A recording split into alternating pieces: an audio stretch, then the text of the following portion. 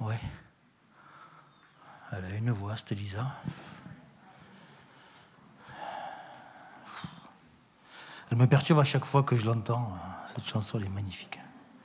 Ce que je sais, c'est que j'ai un Dieu qui est réel. Merci, Lisa. Je t'envoie un bisou. 2, allez, parce que c'est toi. Ouais. Excusez-moi, mais ouais, ça m'a un peu touché son chant. Ouais, merci, Hugo.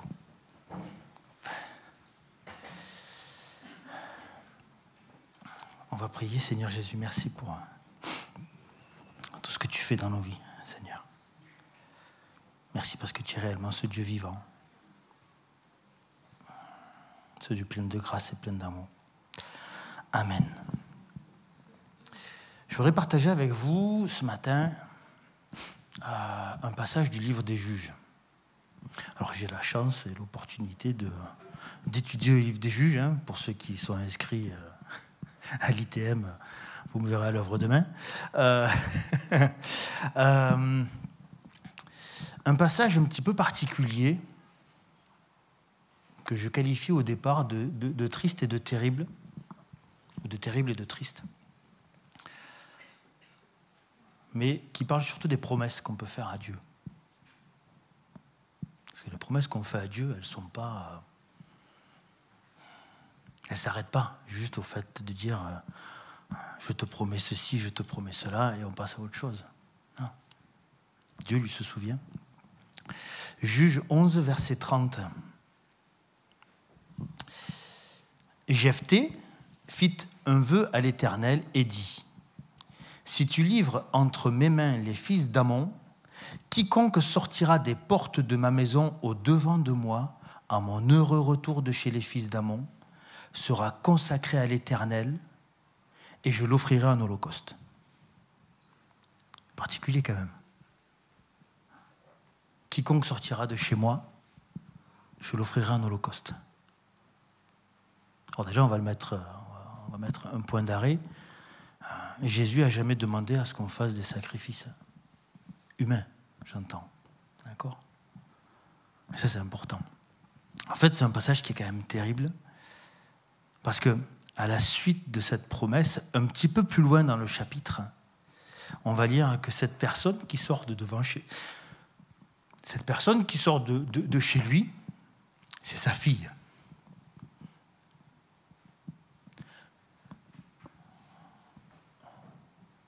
C'est sa fille qui sort.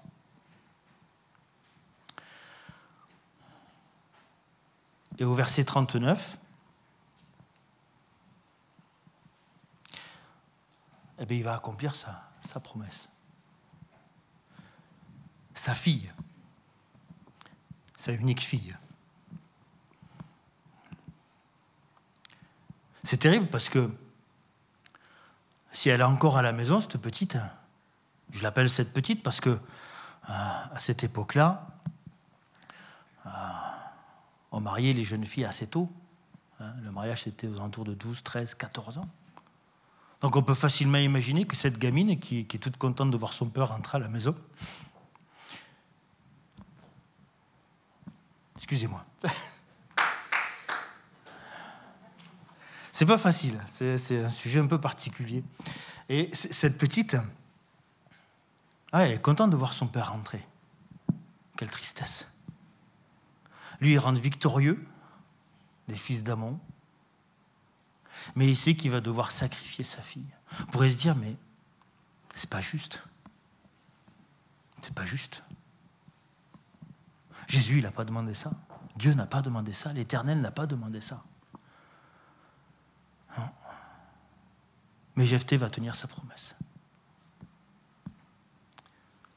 Jephthé va tenir sa promesse. C'est un passage qui est terrible. Elle est terrible parce que, en fait, Jephthé, je ne vais pas dire qu'il nous ressemble un petit peu, mais c'est quand même quelqu'un qui avait été rejeté. C'est quelqu'un qui est rejeté. C'est un fils de l'adultère. C'est le fils d'une prostituée. Rejeté par ses frères, parce que les frères ne veulent pas qu'il puisse avoir une part de l'héritage. Donc il s'enfuit. Il part dans la montagne. Il se cache. Il se fait tout petit. Et Israël, parce que le livre des juges, c'est ce qu'on apprend dans le livre des juges, c'est que Israël n'a pas écouté les commandements de Dieu. Il n'a pas écouté les commandements de Dieu. Par 8 fois, juste avant, Israël faisait ce qui déplaisait à Dieu. C'est-à-dire qu'à chaque fois, il retombait dans les mêmes travers, l'idolâtrie, etc., etc. Une autre religion, adorer d'autres dieux, etc. Mais Jephthé, on va aller les chercher. Les anciens de Galad, les anciens d'Israël, ils vont aller chercher Jephthé. Cette espèce de bonhomme qui s'est caché, que personne ne voulait voir, on n'en voulait pas. Mais là, on va le chercher. Jephthé, viens, on a besoin de toi. Jephthé, on a besoin de toi. Et Jephthé lui dit, ok, je reviens, mais à une seule condition, c'est que si on revient victorieux des fils d'Amon, eh ben, je serai votre chef. Je serai à la tête d'Israël. Et les juges, enfin les anciens disent, ok, pas de problème. Pas de problème. Même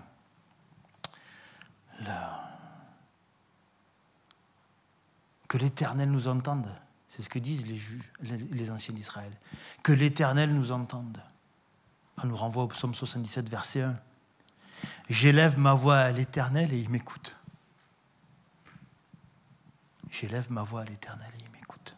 Et on sait qu'il répondra. Chaque chose en son temps. Un temps pour chaque chose, on le verra aussi, ça dans le livre de l'Ecclésiaste.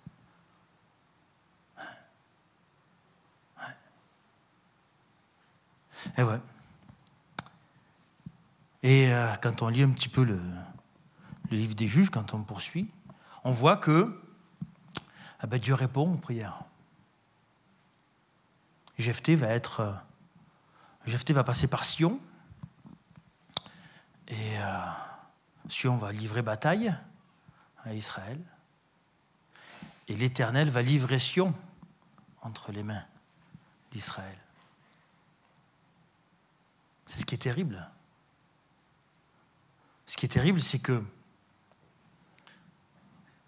malgré le fait que Jephthé voit, c'est flagrant, c'est quelqu'un qui va se cacher dans les montagnes, c'est quelqu'un qui est rejeté, on va quand même le chercher, donc là il y a une provision de Dieu, on va le chercher, il est victorieux de Sion, dire que Dieu a quand même répondu aux promesses. Et malgré ce, il va encore faire une promesse. Il va encore faire une demande à Dieu. Il va encore faire un vœu à Dieu. Il va dire, Seigneur, en fait, c'est Seigneur, je ne vois pas tout ce que tu as fait. Et je refais un vœu. Je sacrifierai la première personne qui va sortir de ma maison. C'est terrible. C'est terrible. Comment est-ce qu'on peut douter comme ça de Dieu? On ne les voit pas, les provisions. On ne les voit pas, les provisions de Dieu dans nos vies. On est comment, nous? Au quotidien, on est comme Jephthé, en fait. Parce qu'à chaque fois, on doute de Dieu. À chaque fois, on dit non. Dieu, comme moi qui suis capable, Dieu n'est pas capable. Ou alors, je ne vois pas et je vais lui demander encore autre chose parce que ce que j'ai vu, ce n'était pas assez, ça ne me satisfaisait pas. On doute au quotidien. On doute des promesses divines. Ouais. C'est pas juste. Pas juste. Alors effectivement, Jephthé, il n'est peut-être pas juste par rapport à sa fille, c'est certain, c'est pas juste. Parce que le sacrifice d'enfants, c'était pas d'Israël, ça, c'était de Canaan. Les Cananéens faisaient des sacrifices, oui. Et c'est d'ailleurs pour ça qu'Israël subissait l'oppression, parce que quand ils sont rentrés dans Canaan, Dieu avait dit, vous chassez tous les Cananéens. Ce n'était pas pour rien qu'il avait dit, vous chassez tous les Cananéens. C'était parce qu'il savait qu'à un moment donné, Israël allait replonger dans les travers des Cananéens. Ça aussi, c'est pas juste. Comment on est, nous, au quotidien?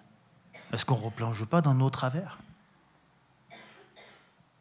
Si, on replonge dans nos travers.